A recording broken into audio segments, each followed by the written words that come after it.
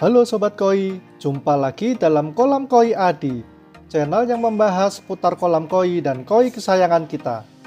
Bagi Anda yang baru pertama kali menemukan channel ini, jangan lupa subscribe dan nyalakan lonceng notifikasinya, supaya tidak ketinggalan informasi-informasi seputar kolam koi dan koi kesayangan kita.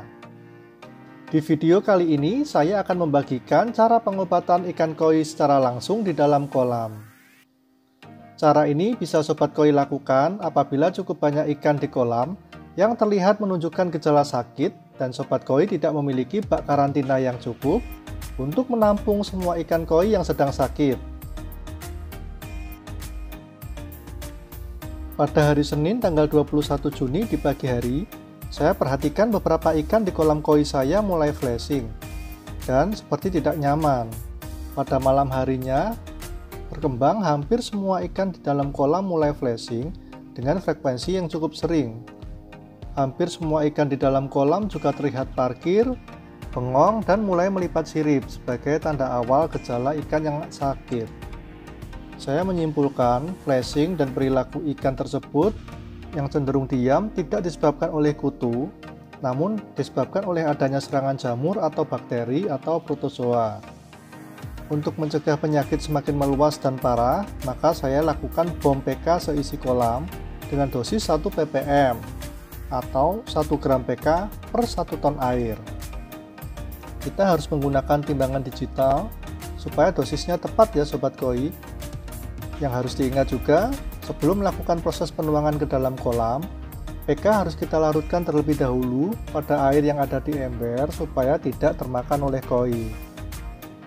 Setelah PK dituang ke dalam kolam, maka akan mengakibatkan air di kolam berubah warna menjadi ungu pekat.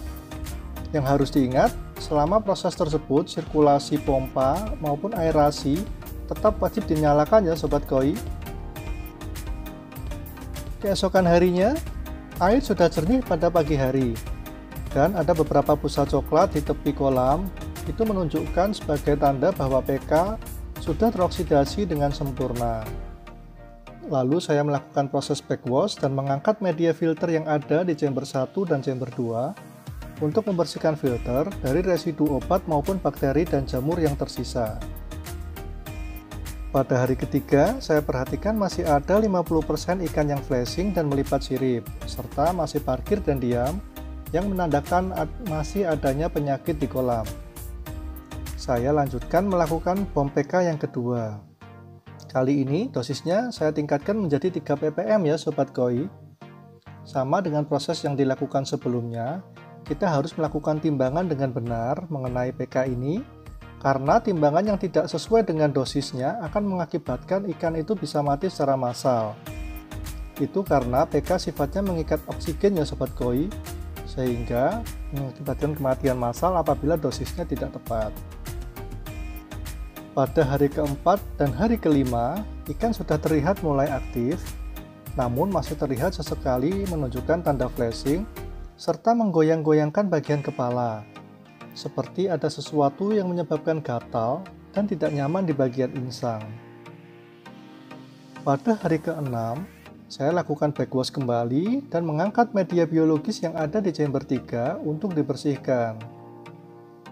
Saluran kolam utama dan filter saya tutup, supaya pada saat yang bersamaan saya dapat melakukan proses pengobatan ikan di dalam kolam.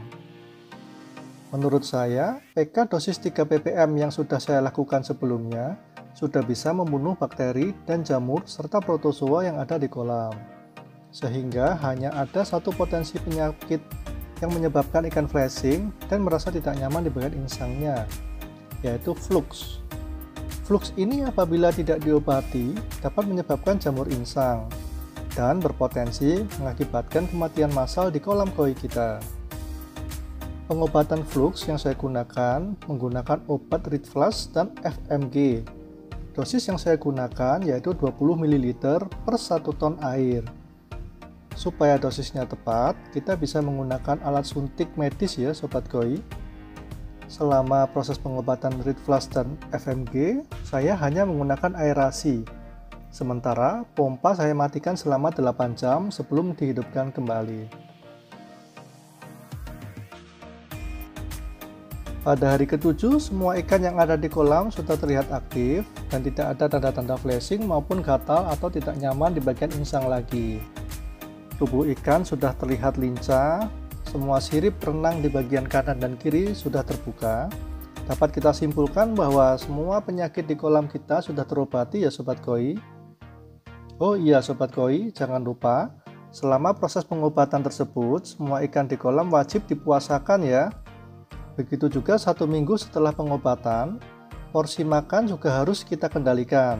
Jangan terlalu banyak Sobat Koi. Kenapa? Hal itu dimaksudkan supaya amonia yang ada di kolam koi kita tetap terjaga di level yang rendah. Hal tersebut wajib kita lakukan karena pada proses pengobatan, bakteri biologis banyak yang mati dan masih membutuhkan waktu paling cepat 1 minggu dan paling lama 1 bulan untuk kembali berfungsi secara optimal. Itulah pengalaman saya dalam menangani penyakit massal yang ada di kolam ya Sobat Koi. Sobat Koi juga harus waspada di musim pancaroba ini, karena di musim pancaroba ikan koi kita rawan terserang penyakit, baik yang disebabkan oleh jamur, bakteri, virus, protozoa, maupun flux. Semoga informasi ini bermanfaat dan kolam serta koi kita selalu sehat dan berbahagia. Jika ada saran dan pertanyaan, jangan segan untuk komen ya Sobat Koi. Jangan lupa subscribe dan share channel ini, dan nantikan informasi berikutnya seputar kolam dan koi kesayangan kita. Terima kasih.